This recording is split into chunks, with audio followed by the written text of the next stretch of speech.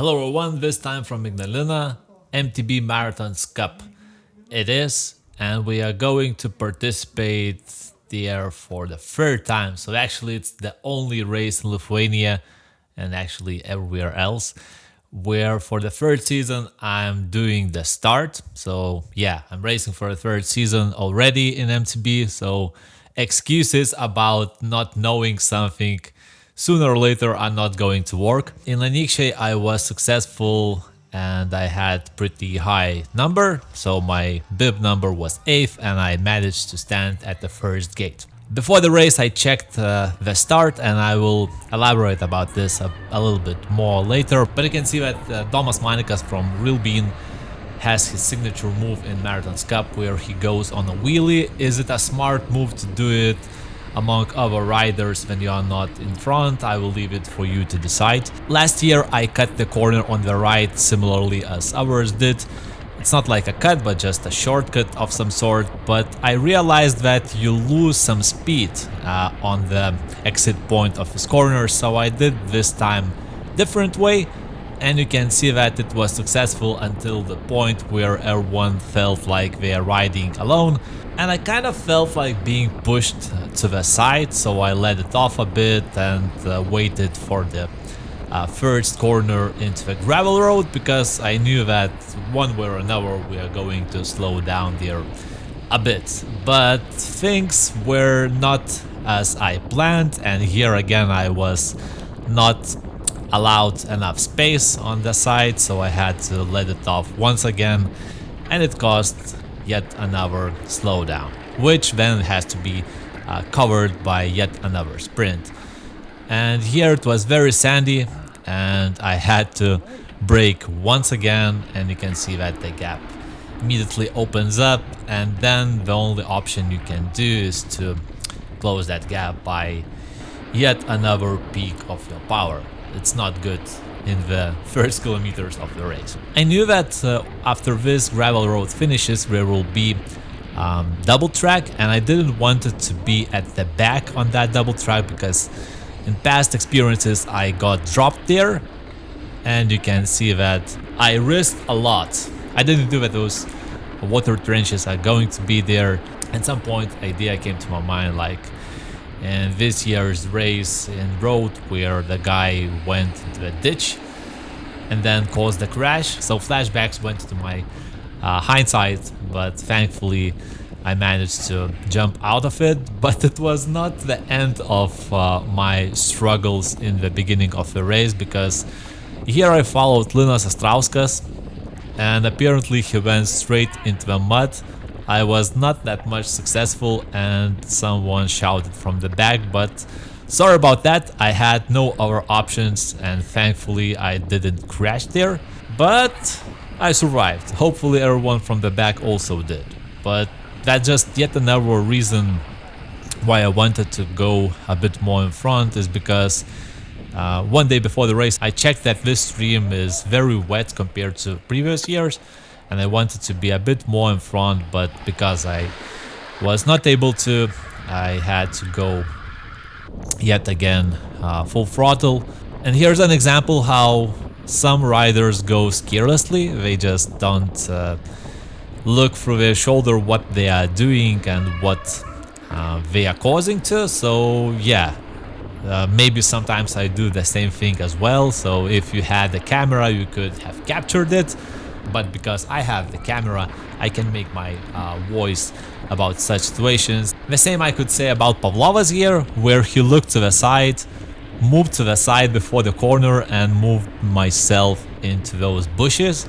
Thanks for him, but I guess it's not the way how you should do it. Anyways, we will sort those things with him later.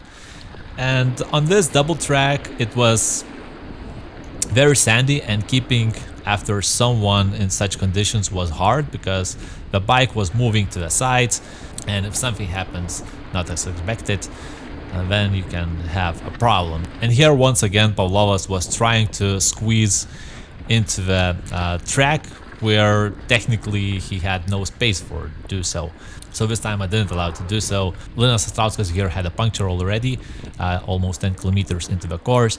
In this segment you can see that my watts output was the biggest among those who are not too secret, and they have power meters and they share what they have recorded. Nonetheless, going on this uphill, I noticed that Simas Kondrotas on his gravel bike is aside, and if you watched my previous videos you know that we have some history with Simas. I realized that because in front there is going to be a rooty uphill, I should be in front of him unless I want to get dropped. And even though I overtook him, that didn't actually mean that I'm not going to get dropped. Even though I'm pushing, the guys are not resting as well. On this segment, once again, you can see that I wasn't the fastest, but among those who shared their activities publicly, as well as their watts output and heart rate, that's how the data looks like. And yeah, yet again, there are 2 top 10 crafted on this list. That's just to make sure that you keep your attention open. So once I hit the gravel road, I realized that alone I'm not going to catch that group, and thankfully Simas was there, and that required quite an effort to make sure to stay on his wheel, but successfully he managed to close that gap, so thanks for him. At least once he worked for my favor and not against me. So yeah, for upcoming few minutes we were in the group, and I was not necessarily successful to get inside it, but the guys were not the friendliest either.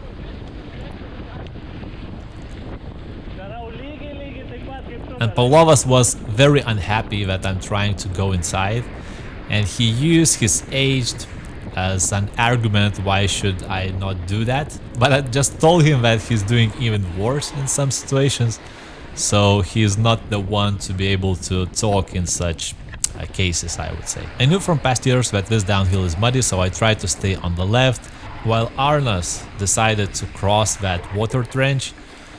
It ended not very good for him. Apart from over the bars thing, he managed to return back to the race, so that was a success. But that moment was not the nicest for him for sure. I want to draw your attention to Artūras Kazakavičius' front wheel. Have a look how close he was in touching Penaitis wheel, but somehow he managed to counter steer it, so that was nice.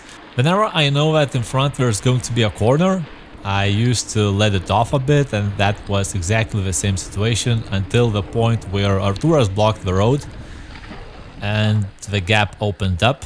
However, in front there's going to be pretty sharp uphill, so I was expecting that the group won't get away. You can see that Artūras successfully catch that group, while I decided to give few sips because it was already hard for me. And to put the matters even worse, I decided to throw both cups together. So yeah, I lost a bit of time here and there, and the group is going away. But yeah, because it's uphill, I still have my expectations that it's not too late. However, it was. So that moment was decisive, and from this point I was already off the group. I managed to stay with them for a half first lap, so it's some sort of achievement for me anyways. Even though I was significantly pushing there, it was probably around 20 seconds or so slower. So that just signifies one very simple thing, is that those guys are definitely stronger than me. And yeah, I just take that as a success for being able to stay with them for a while. And from that point, racing continues on my own terms and my own possibilities and ability. What was nice compared with previous years is that on the downhills I felt well enough. So I wasn't too much stiff like in the past. That's also a benefit and something I learned over those years. It's not ideal still, but at least I'm trying to find the pros of my performance.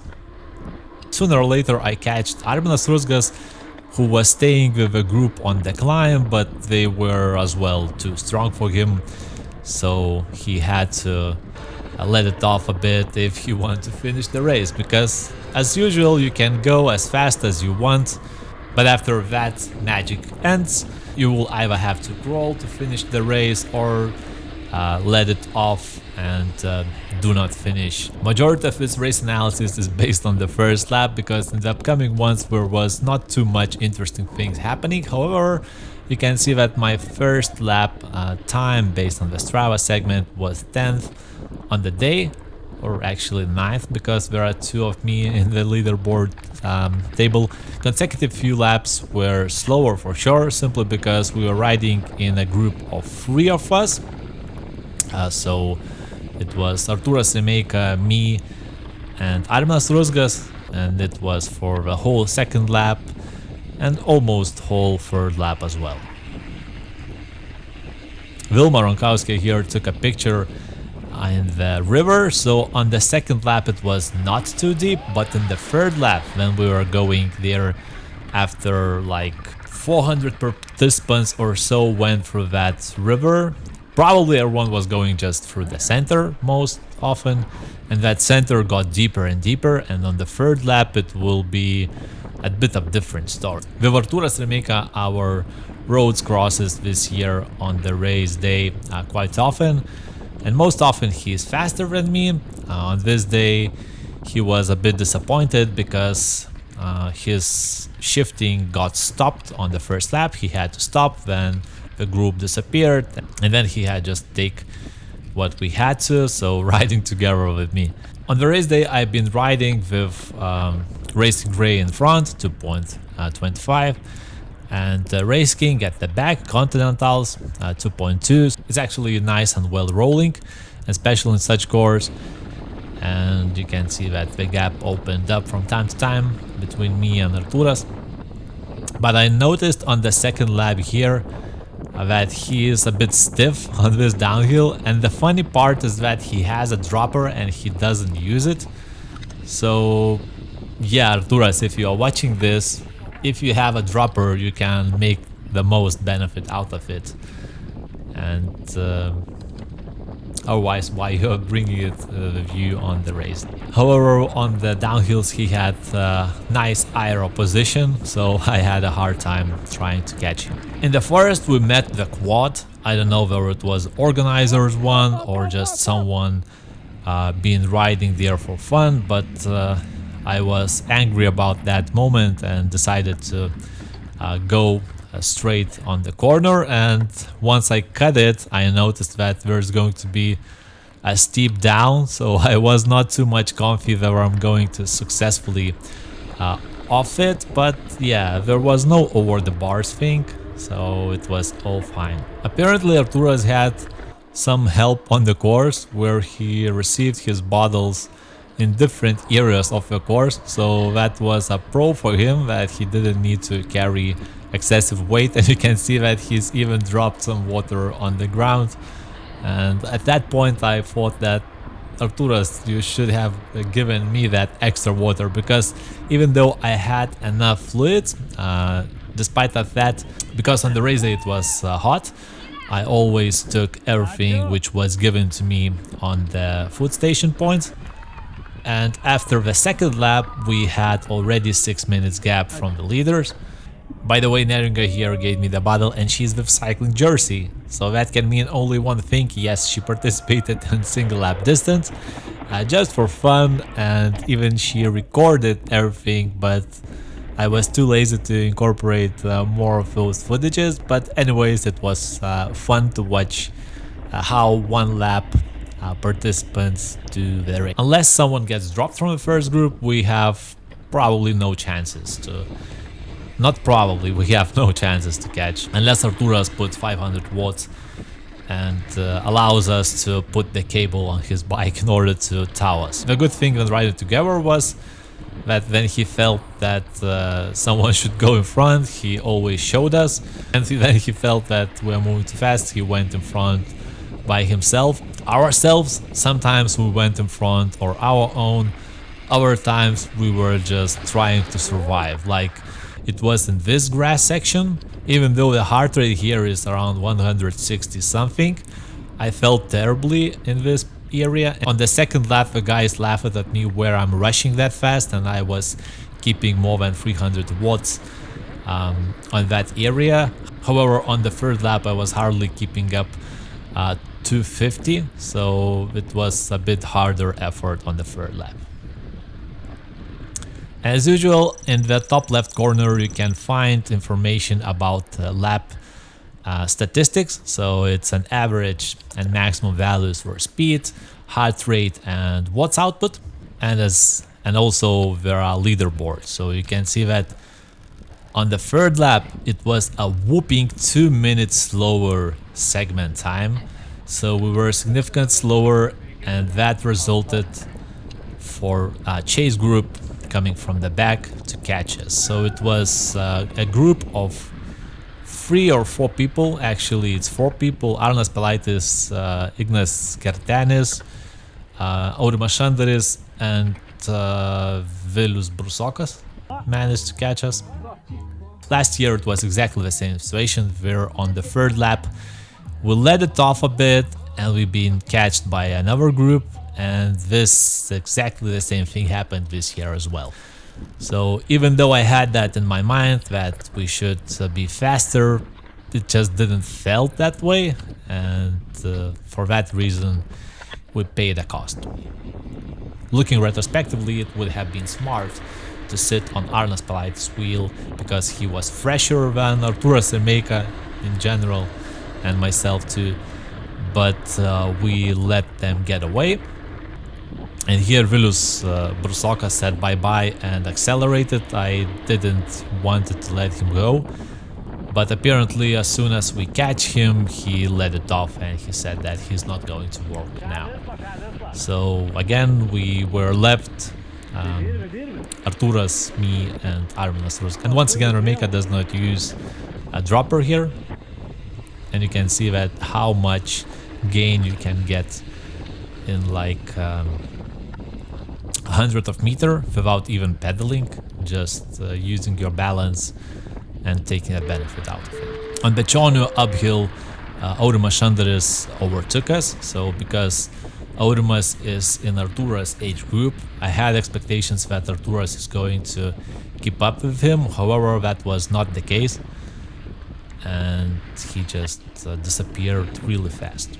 General Ignalina's course is like 2 uphills, where you go first time on an uphill, go down, and then you incrementally go up once again on steep Žušlė climb, and then you go down. Then there is a bit of tarmac, and the finish is not far away. So I already let off the hopes to catch anyone in front, and the only thing that mattered was to make sure that my legs do not get terminally cramped, because on the third lap I had that feeling like knocking in my quad, which normally does not happen. But yeah, that was the day on the race day.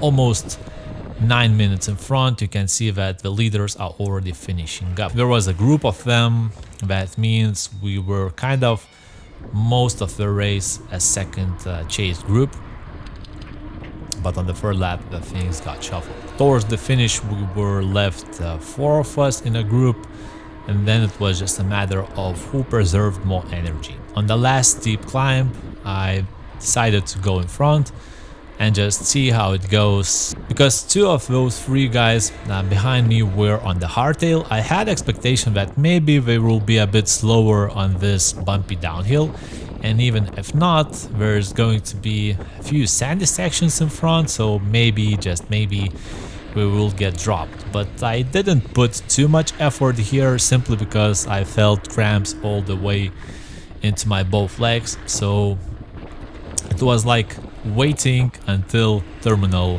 failure. And yeah, considering that I was the 36th overall on this race day, it was a good decision. Maybe at some points I was just pedaling on too low cadence, and that caused cramps to hit my legs. Vilius Brusokas made a sprint here and I was not able to respond nor even tried, but towards the end of the lap I decided to just try to give it a go, no matter how the legs feels. and Vilius almost got caught here. Oh, I should probably keep on pedaling, but until that happened, Artūras Remeika managed to overtake me, and in Anykščiai on the same Marathons Cup I managed to overtake him on the last finish straight. Here he did it for me, so 1-1 with Artūras. Thanks for everyone for the company on this race day, and congratulations to the guys who won the race and got up on the podium. As well as thanks to Arminas Urskas, who stretched my legs after that nasty finish, because it was something uncommon. Once I went off the bike, both legs got cramped and I was like dropping to the ground. That said, it was almost 8 minutes faster race finish than last year. It's hard to say whether I improved a bit. Maybe I just got thinner tires and that was the reason why I was faster. Who knows? But at the same time, I recorded my new FTP, the first one who successfully guesses in the comments, and if he's a subscriber of my channel, I'm going to give it away after that's full cap, so give it a shot and maybe you'll be successful. The one who successfully guesses will win this after stats full cap, unless you want to get worn one, I don't know, but yeah, I will get this covered. I'm already getting a bit busted on those race analysis videos, so I don't have my promises whether those will continue coming, but other than that, full onboards will be always there, and you'll be able to see how the race goes. So that's it. Thanks for the time, and we will meet in other races. Oh, and actually, I've been wearing APE 100 t-shirt from last year. Probably I'm not going to take it this year, but if you want to experience something uncommon, it's 100 kilometers MTB race, very hard one in Latvia, near Estonia's borders. On September 9, it will also be XCM Champ in Latvia, so keep that in mind. Check your schedule. I would strongly encourage to participate in that, and if you want to see the video, I will drop it in the comments so you can figure it out how it will look like, because this year the course will be very similar like last year it was. So yeah, until soon.